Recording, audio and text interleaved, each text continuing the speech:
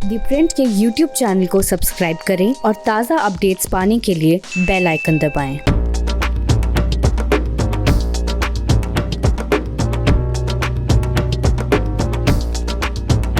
किसान आंदोलन को डिफ्यूज करने के लिए बीजेपी का सबसे बड़ा आउटरीच प्रोग्राम 19,000 ऐसी जगहें जहां पर प्रधानमंत्री से लेकर गृह मंत्री, रक्षा मंत्री, रविशंकर प्रसाद, स्मृति ईरानी, बीजेपी का हर विधायक, बीजेपी का हर मंत्री, बीजेपी का हर जिलाध्यक्ष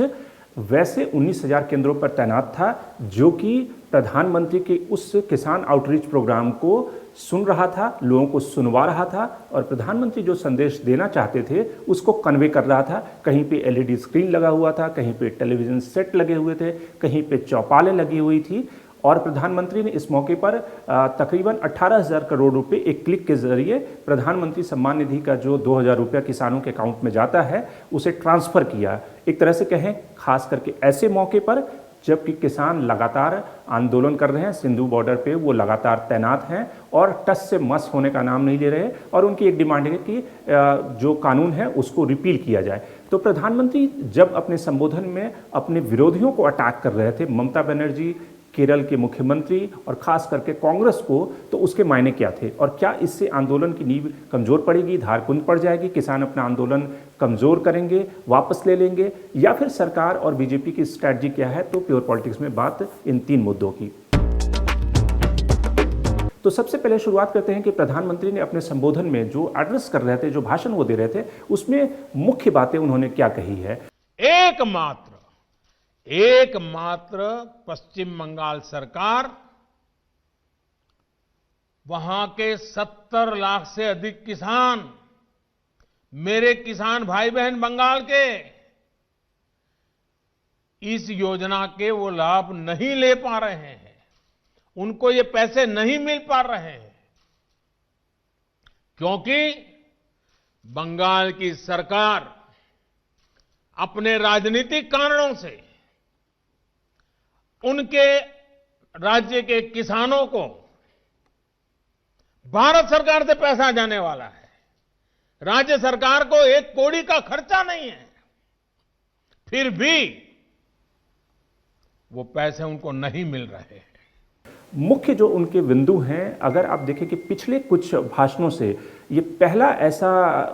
प्रोटेस्ट है या जिसको कहें कि स्टैंड ऑफ है सरकार और किसानों के बीच में, जिसमें कि प्रधानमंत्री बिल्कुल फ्रंट फुट पे हैं। अगर आप सीए आंदोलन को लें तो सीए प्रोटेस्ट में प्रधानमंत्री बिल्कुल लास्ट में उन्होंने मोर्चा थामा था, उससे पहले अमित शाह ने, जो गृह मंत्री हैं, उन्होंने मोर्चा थाम रखा था। लेकिन इस आंदोलन में प्रधानमंत्री शुरुआत से ही बिल्कुल फ्रंट फुट पे हैं और आज उन्होंने एक तरह से चुन चुन कर सबको निशाने पर लिया। सबसे पहले ममता बनर्जी पे आए। ममता बनर्जी को उन्होंने कहा कि ममता बनर्जी अपने राज्य में इतने सालों में किसानों का भला नहीं कर पाई और 70 लाख किसान जो हैं, जो प्रधानमंत्री की सम्मान निधि स्कीम है, उसको उन्होंने इम्प्लीमेंट नहीं किया है।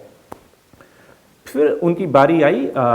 केरल पे, केरल के मुख्यमंत्री की तरफ से, और उन्होंने कहा कि अगर मंडी सिस्टम और एपीएमसी अगर इतना ही ज़रूरी है जिसकी ये सारे लोग वकालत कर रहे हैं, तो केरल में मंडी सिस्टम और एपीएमसी क्यों नहीं वो इम्प्लीमेंट करते, क्यों नहीं वहाँ पे मंडियाँ बनाते। और प्रधानमंत्री ने यहाँ तक चुटकी ली कि ये सेल्फी खिंचाने के लिए चले जाते हैं किसानों के साथ में, लेकिन अपने स्टेट में एपीएमसी और मंडी नहीं लागू करते। चूंकि ये दोनों इसलिए अटैक करना जरूरी था क्योंकि पिछले 2-3 दिनों में जो घटनाक्रम हुआ है उसमें 2 घटनाक्रम हुए हैं। एक घटनाक्रम ये हुआ कि राहुल गांधी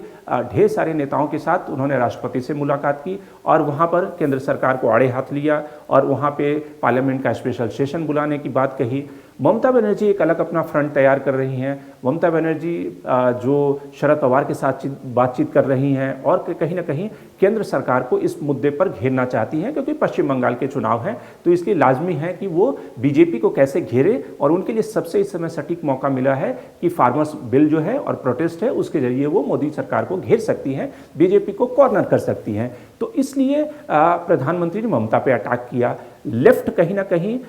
उस जो 11 नेताओं का जो एक ज्वाइंट डिक्लेरेशन पत्र कल सामने आया, उसमें लेफ्ट की सबसे बड़ी भूमिका थी। तो इसलिए लेफ्ट पे प्रधानमंत्री ने अटैक किया और उन्होंने कहा कि ये लोग सेल्फी खिंचाने के लिए पंजाब बॉर्डर पे और दिल्ली बॉर्डर पे चले जाते, लेकिन अपने यहाँ एपीएमसी और मंडी सिस्टम लागू नहीं करते। अब सवाल है कि प्रधानमंत्री इनके अलावा उन्होंने कांग्रेस पे भी अटैक किया। उन्होंने कांग्रेस पे अटैक इस स्वर में किया कि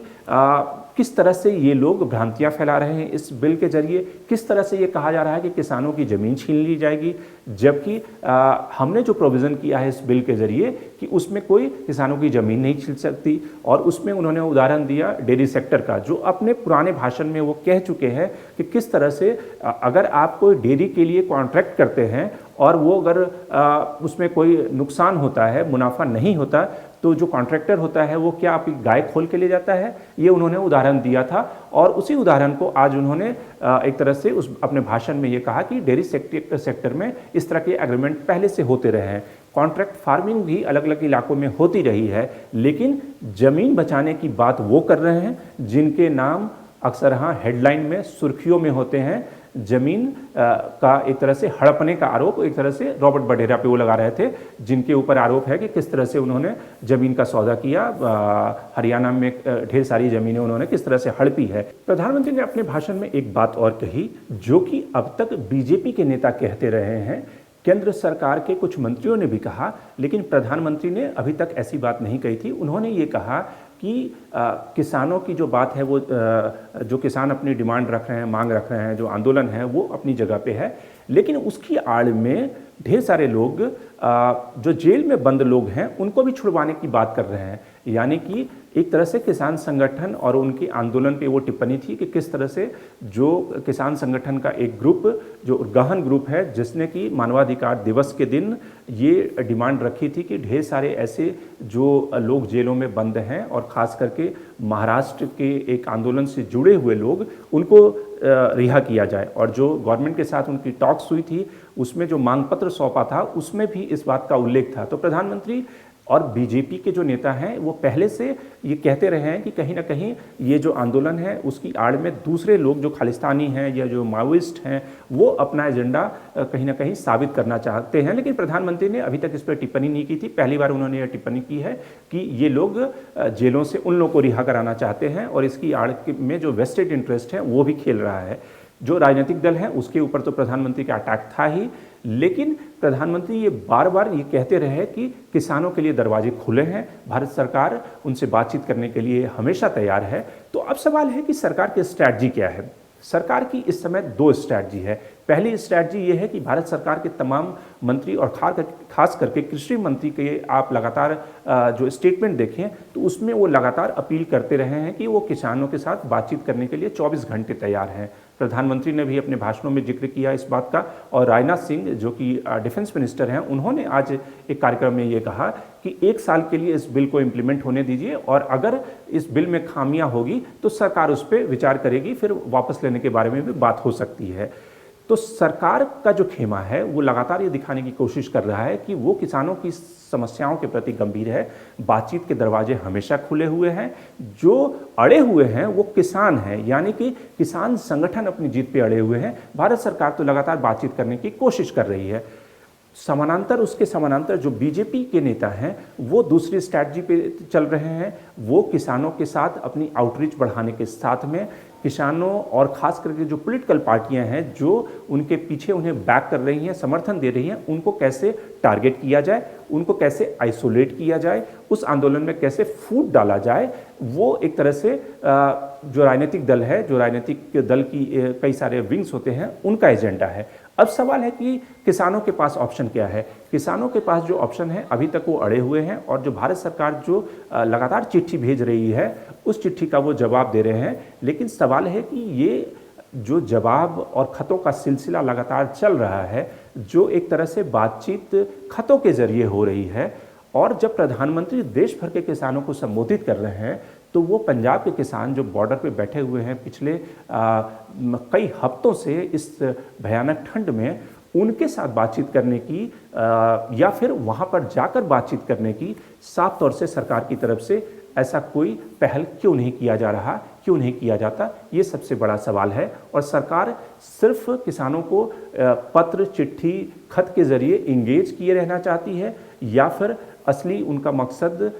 इसका कोई सोल्यूशन निकालना भी है। ये सारे सवाल हैं जो किसान संगठनों के द्वारा लगातार उठाए जा रहे हैं। Shankar readymades the print. लेकिन आप हमारे यूट्यूब चैनल को सब्सक्राइब करना ना भूलें और अपने कमेंट रिएक्शन हमें लगातार भेजते रहें।